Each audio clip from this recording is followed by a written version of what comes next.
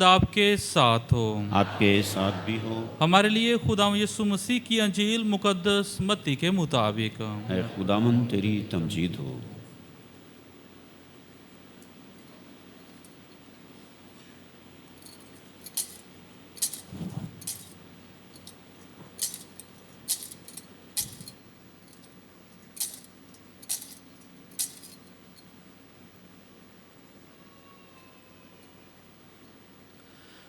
اس کے 21ویں باب میں سے سنیں گے۔ ایک دن یسوع نے سردار کاہنوں اور قوم کے بزرگوں سے کہا، تمہارا کیا خیال ہے؟ ایک آدمی کے 2 بیٹے تھے۔ اس نے پہلے کے پاس جا کر کہا، بیٹا جا، آج تاکستان میں کام کر۔ اس نے جواب دے کر کہا، میں نہیں جاؤں گا، مگر پیچھے پچھتا کر گیا۔ اور دوسرے کے پاس جا کر اس نے اسی طرح کہا۔ اس نے جواب میں کہا، بصر و چشم جناب، مگر گیا نہیں۔ ان دونوں میں سے کون اپنے باپ کی مرضی بجا لایا؟ انہوں نے کہا کہ پہلا۔ یسوع نے ان سے کہا، میں تم سے سچ کہتا ہوں کہ محصل اور کسبیاں تم سے پہلے خدا کی بادشاہی میں داخل ہوتی ہیں، کیونکہ یوحنا راستی کی راہ سے تمہارے پاس آیا اور تم نے اس کا یقین نہ کیا، مگر محصلوں اور کسبیوں نے اس کا یقین کیا، اور تم یہ دیکھ کر بعد میں بھی نہ پچھتائے کہ تم اس کا یقین کر لیتے۔ انجیل مقدس کے وسیلے سے ہمارے گناہ معاف کیے جائیں۔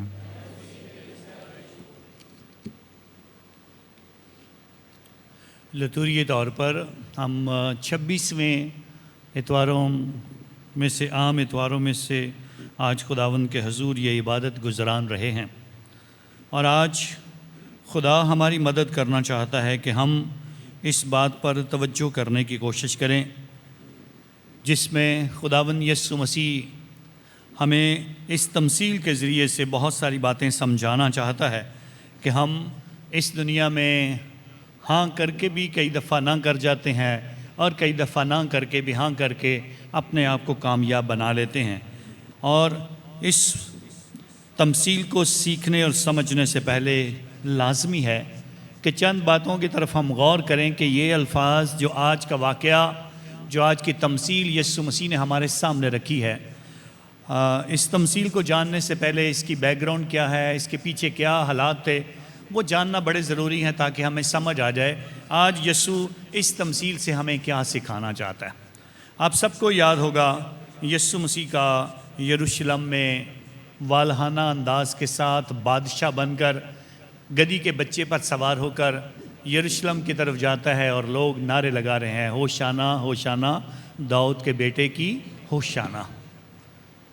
یہودی لوگ جب اس منظر کو دیکھتے ہیں تو پریشان ہیں، اس لیے متی رسول کی انجیل کا 21واں باب جب شروع کیا جاتا ہے، اور آج ہم نے 28ویں آیت سے خدا کا کلام سنا ہے، لیکن اوپر کی 28 آیات جو ہیں وہ 2-3 واقعات کو سامنے رکھتی ہیں تاکہ پھر ان واقعات کو یاد کرنا۔ پہلا واقعہ جو ہے یسوع کا شاہانہ طور پر یروشلم میں داخل ہونا، جسے ہم کھجوروں کا اتوار کہہ کر پکارتے ہیں، اور آپ سارے جانتے ہیں لوگ کپڑے نکال لاتے ہیں، نعرے لگا رہے ہیں، اور یہودی اور فقی فریسی حیران ہیں کہ یہ کون آیا ہے۔ جا کر منع بھی کرنے کا اعلان کیا جاتا ہے، اے خداوند انہیں منع کر، یہ کیا کر رہے ہیں، کیوں نعرے لگا رہے ہیں؟ تو وہاں پر یسوع نے ایک بڑی خوبصورت سی بات کہی تھی کہ اگر میں انہیں کہہ بھی دوں گا چپ ہو جاؤ تو کیا ہوگا؟ یہ پتھر چلا اٹھیں گے، یہ پتھر بھی آج اعلان کر دیں گے کہ میں ہی خداوند ہوں۔ دوسرا، جب صبح کے وقت یہ منظر سارا ہوا، شام کے وقت یسوع مسیح ہیکل میں گیا ہے، اور ہیکل میں کیا جا کر دیکھتا ہے؟ حالات ہی فرق ہیں۔ ہیکل میں کلام اور قربانیوں کی بجائے قربانی میں بکنے والے بکرے ہیں، کبوتر ہیں، نقدی اور صرافہ اور بہت سارے لوگ جن کا کاروبار سے لین دین ہے، وہ سارے کے سارے لوگ وہاں ہیکل کی جگہ کو گھیرے بیٹھے ہوئے ہیں۔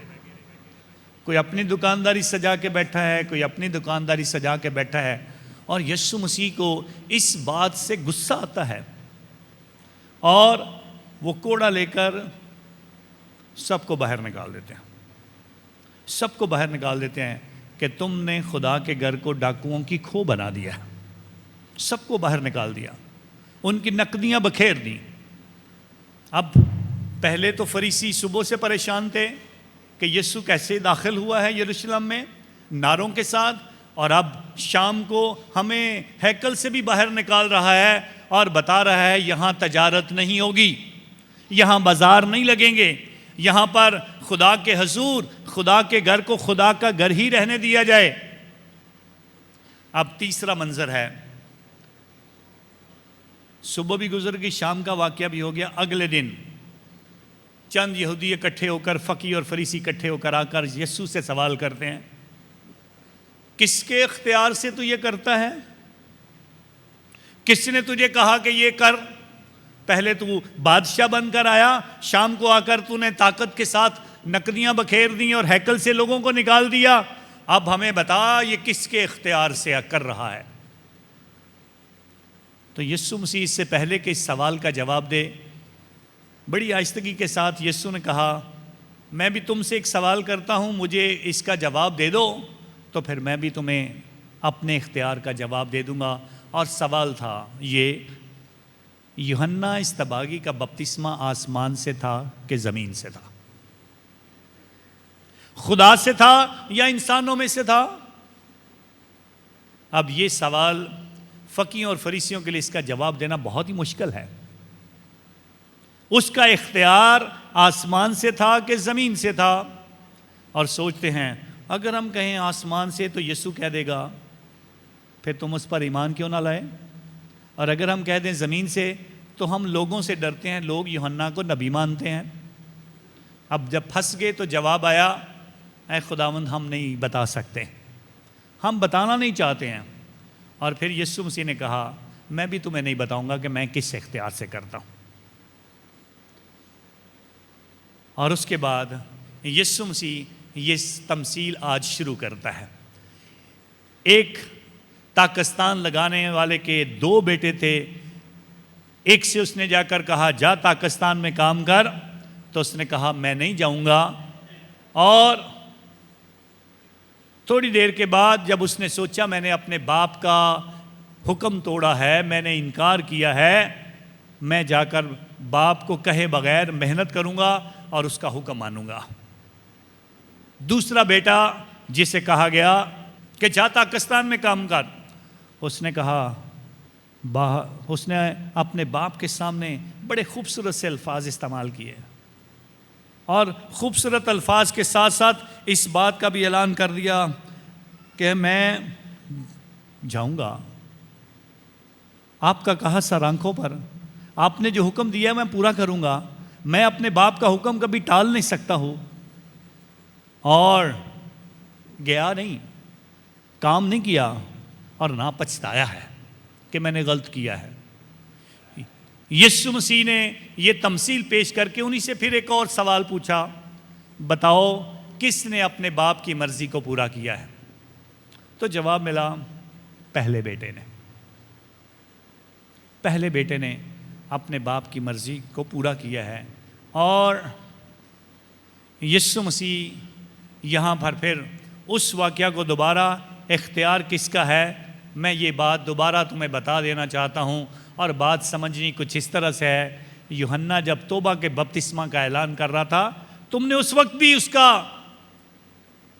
اقرار نہیں کیا, ایمان نہیں لائے, توبہ نہیں کی ہے, سمجھے نہیں ہو, اور آج بھی سمجھ نہیں رہے ہو.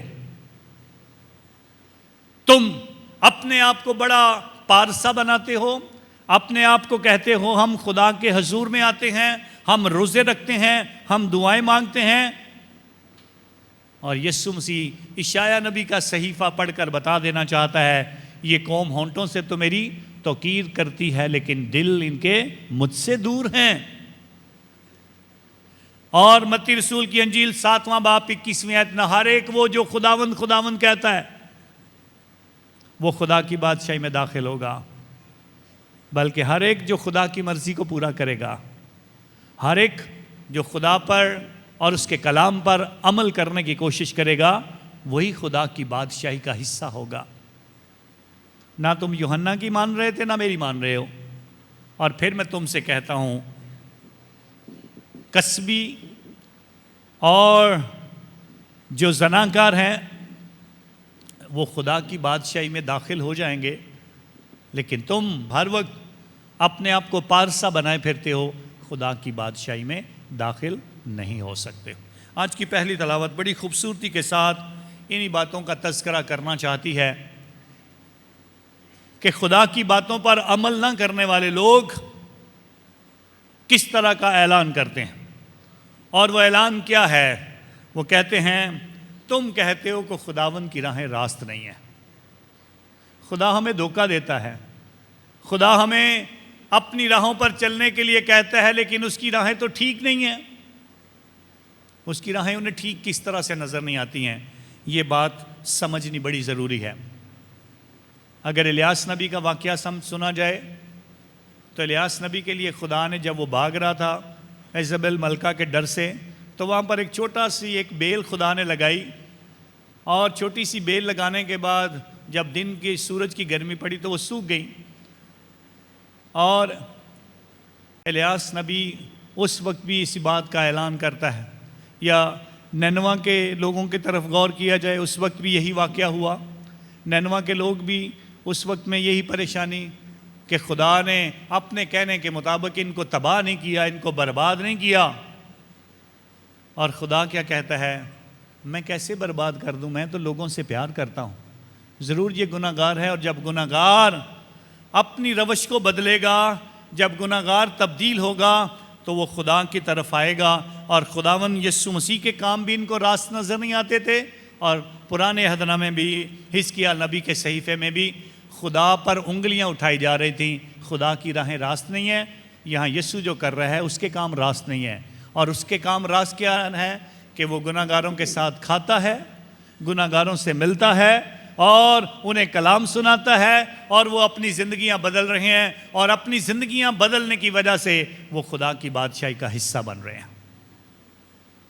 اس دن کیا ہوگا جب تم محصلوں، گناہ گاروں اور کسبیوں کو خدا کی بادشاہی کا حصہ بنا ہوا دیکھو گے، تم تو اس آگ میں ڈال دیے جاؤ گے۔ یہ ساری باتیں نئے عہد نامے میں اور پرانے عہد نامے میں لوگوں کو جب سمجھ نہیں آتی ہے تو خدا پر انگلیاں اٹھاتے ہیں۔ لوگ جب اپنی روشوں کو، اپنے رویوں کو تبدیل نہیں کرتے ہیں تو خدا پر انگلیاں اٹھاتے ہیں۔ بہت سارے لوگ جو فلمیں دیکھتے ہیں، ٹیلی ویژن دیکھتے ہیں، کبھی کبھار کچھ فلموں کی ڈبنگ اچھی نہیں ہوتی ہے، جن کا انگلش کی فلم ہوتی ہے اس کے پیچھے اردو زبان میں باتیں ہو رہی ہوں، یا کوئی بول رہا ہو تو منہ دوسری طرف کو ہلے اور سننے والی باتیں جو ہیں وہ بعد میں سمجھ آئیں، تو ہم وہ فلم نہیں دیکھتے ہیں، ہم دیکھنا نہیں چاہتے ہیں، کہتے ہیں اس کی ڈبنگ اچھی نہیں ہوئی ہے، یہ بول کچھ اور رہا ہے، کام کچھ اور کر رہا ہے، اس کے لفظ کچھ اور بیان کر رہے ہیں لیکن اس کے حرکتیں کچھ اور نظر آتی ہیں۔ کتنا ہی عجیب سا لگے، کوئی بھی مثال ہم اپنے طور سے دیکھنا شروع کر دیں کہ کسی کو کہے دوڑ کے دکھاؤ، اس سے پہلے وہ دوڑ رہا ہو، اور اس کے بعد آپ پیچھے سے بول دوڑ کے دکھاؤ تو وہ پہلے دوڑ رہا ہے۔ اب اس کا مطلب، یہ بات کرنے کا مطلب یہ ہے، جب ہم جو کچھ بول رہے ہوتے ہیں اگر وہ کر نہیں رہے ہیں تو اس کا مطلب ہے ہمارے قول و فعل میں تضاد ہے، اور یہی خدا کو ناپسندیدہ ہے۔ مقدس اگسطین بڑی خوبصورتی کے ساتھ یہ کہتا ہے، لکھنے میں یہ ہمیشہ آتا ہے خدا محبت ہے، اور خدا کی محبت جو ہے وہ اپنے ہمسائے سے بھی ایسی ہی محبت رکھو۔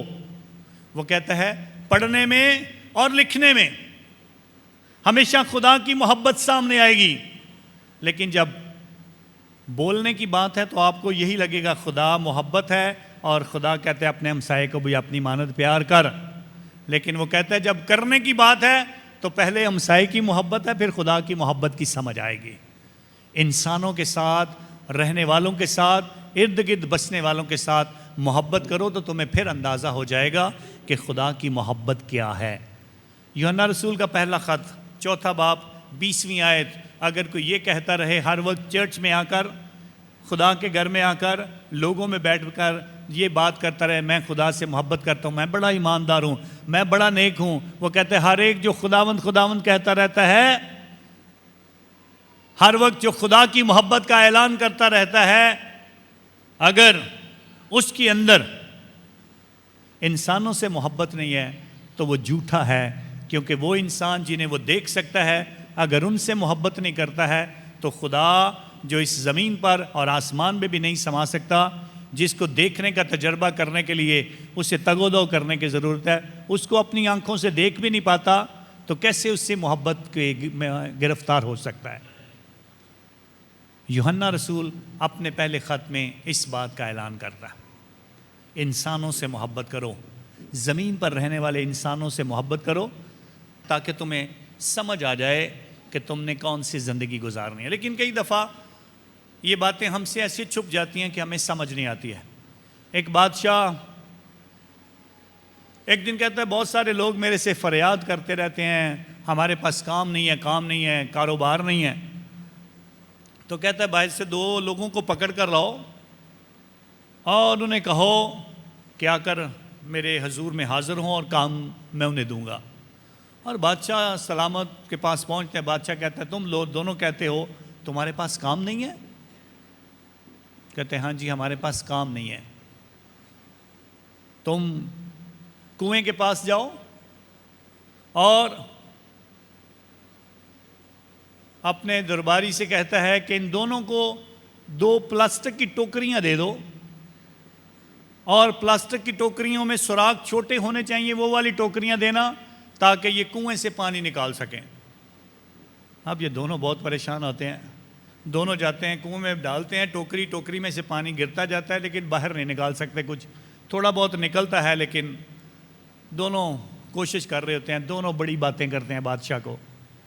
ایک اس کو کہتا ہے یار کیا پریشانی ہے، ایک تو بادشاہ کی سمجھ نہیں آتی، ہمیں چاہ رہا تھا کہ ہم کنویں میں سے پانی نکالیں، لیکن کنویں سے پانی کیسے نکال سکتے، ان ٹوکریوں میں تو سوراخ ہیں بہت سارا، آدھے سے زیادہ پانی تو نیچے پہلے گر جاتا ہے۔ دوسرا کہتا ہے یار کوئی بات نہیں، بادشاہ نے کہا ہے تو ہو سکتا ہے اس میں بھی کوئی راز ہو، ہم محنت کریں گے۔ وہ کہتا ہے یہ محنت کون سی ہے، جتنا پانی نکالتے ہیں آدھے سے زیادہ پھر واپس گر جاتا ہے، تو پھر ہمیں سمجھ نہیں آتی ہے۔ تو ایک غصے میں آ کر چلا جاتا، کہتا میں کام نہیں کروں گا، بادشاہ مجھے سزا دینا چاہتا ہے دے دے، میں کام نہیں کروں گا۔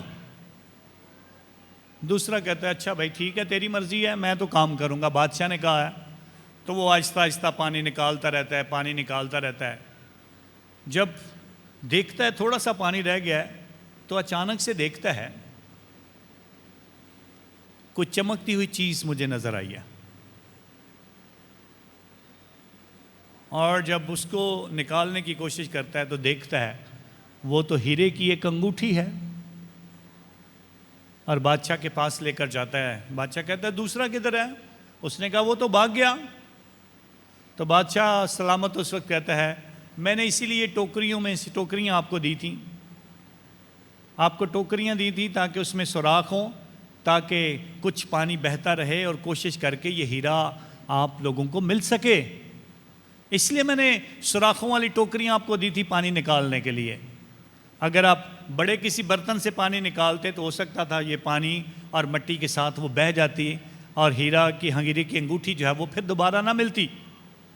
ہر کام میں خدا کی ایک مصلحت ہوتی ہے جس کو ہمیں سمجھنے کی ضرورت ہے۔ بادشاہ سلامت خوشی کے ساتھ کہتا ہے یہ ہیرے کی انگوٹھی دے کر میں تمہاری مدد کرنا چاہتا تھا کہ اگر تم دونوں یہ ڈھونڈ لو گے تو پھر جا کر اس کو بیچ کر اپنے خاندان کے لیے روزی روٹی کما سکو گے۔ لیکن ہم انسان ان باتوں پر غور نہیں کرتے ہیں، ہم انسان صرف ہاں کرتے رہتے ہیں، کام کچھ نہیں کرتے ہیں، بولتے رہتے ہیں لیکن عملی طور پر ہم کچھ نہیں کرنا چاہتے ہیں۔ بہت دفعہ ہم دوسروں پہ باتیں بنانا بڑا آسان لگتا ہے لیکن اپنی زندگی میں اس تبدیلی کو محسوس نہیں کرنا۔ پہلے بیٹے کی طرح کئی بار ہم بھی گناہگار ہیں، کمزور ہیں، ہم بھی آزمائشوں میں گر جاتے ہیں، کئی دفعہ ہم خدا سے دور بھی ہو جاتے ہیں، کئی بار ہم گناہ بھی کر بیٹھتے ہیں، لیکن خدا کے حضور واپس آ کر معافی مانگنا، توبہ کرنا، تبدیل ہونا، اعتراف کرنا، معافی مانگ کر دوبارہ سے اپنی زندگی کو نئے سرے سے شروع کرنا، آج پہلے بیٹے نے ہمیں دکھایا ہے۔ پہلے بیٹے نے ہمیں سکھایا ہے پچھتاوا ضروری ہے، تبدیل ہونا ضروری ہے، کنورژن بڑی ضروری ہے۔ اپنے آپ کو خدا کے برابر بنانے کی کوشش نہیں ہم نے کرنی، نہ ہم خدا بن جائیں، بلکہ ہم خالق اور مخلوق کا جو ڈفرنس ہے اس کو دیکھتے ہوئے ہمیشہ اپنے خالق حقیقی کے سامنے جھکیں، اسی سے برکتیں پائیں۔ اور اسی کی آج خوبصورت مثال مقدس پالوس رسول نے فلپیوں کے نام خط میں بڑے واضح طریقے سے بیان کی گیا ہے، 2 باب کی 5ویں آیت سے 11ویں آیت تک، اور بیان کیا اس نے خدا ہو کر اپنے آپ کو خدا کے برابر ہونا غنیمت نہ جانا، بلکہ اس نے غلام کی ذات اختیار کر لی۔ غلام کا کام ہے کام کرنا، خدمت کرنا، ہر وقت تیار رہنا، ہر وقت خدا کی آواز سننا، ہر وقت خدا کے حکموں کو ماننا۔ اس نے غلام کی ذات اختیار کر لی، اور پھر اس خداوند کے حضور کہا گیا، اس نے حلیمی اور فروتنی جو ہے وہ سیکھی ہے، اور پھر حلیمی اور فروتنی، اور اس میں مشکلات بھی ہیں، اسے صلیب دی گئی، اسے مارا گیا، اسے مصلوب کر دیا گیا۔ اس کے بعد بھی کہا گیا خدا اس کی حلیمی اور فروتنی کو دیکھ کر اسے سرفرازی عطا کرتا ہے، اور اسے وہ نام بخشتا ہے جو سب ناموں سے اعلیٰ ہے۔ اور یہ بھی بیان کیا ہر ایک گھٹنا جھکے، کیا آسمان میں، کیا زمین میں، کیا عالم اسفل میں، اور ہر زبان اقرار کرے کہ یسوع مسیح خداوند ہے۔ اس نے خدا ہو کر اپنے آپ کو خدا کے برابر ہونا غنیمت نہ جانا۔ ہم انسان ہو کر انسانوں کے برابر ہونا پسند نہیں کرتے ہیں، ہم انسان ہو کر انسانوں میں تفرقے پیدا کرتے ہیں، ہم انسان ہو کر دوسرے انسانوں کو حقیر سمجھتے ہیں، ہم ان کی تذلیل کرتے ہیں، ہم ان کی بےزتی کرتے ہیں، ہم ان کو نیچا دکھانا چاہتے ہیں، ہم ان کو گرانا چاہتے ہیں، ہم ان کی غریبی پر ہنستے ہیں، ہم ان کی مفلسی پر ان کا مذاق اڑاتے ہیں۔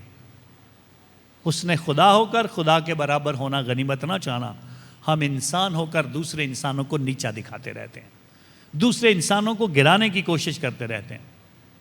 ایک دفعہ امریکہ میں ایک سیلاب آیا، اور بہت سارے لوگ سیلاب میں سے گزر رہے تھے، تو ایک قافلہ بادشاہ کا بھی آیا، جس کا پریزیڈنٹ تھا، صدر تھا، اس کا قافلہ وہاں قریب آیا اس سیلاب سے گزرنے کے لیے۔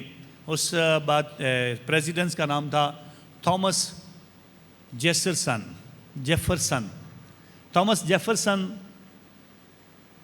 ایک جگہ سے گزر رہے تھے سارے لوگ، تو ایک شخص دور سے دیکھ رہا تھا، یہ ایک بہت بڑا گروپ ہے اور پانی بہت زیادہ ہے، اور لوگ سارے گھوڑوں کے اوپر سوار ہو کر اس جگہ کو کراس کر رہے ہیں، پانی سے بچنے کے لیے دوسری طرف جا رہے ہیں۔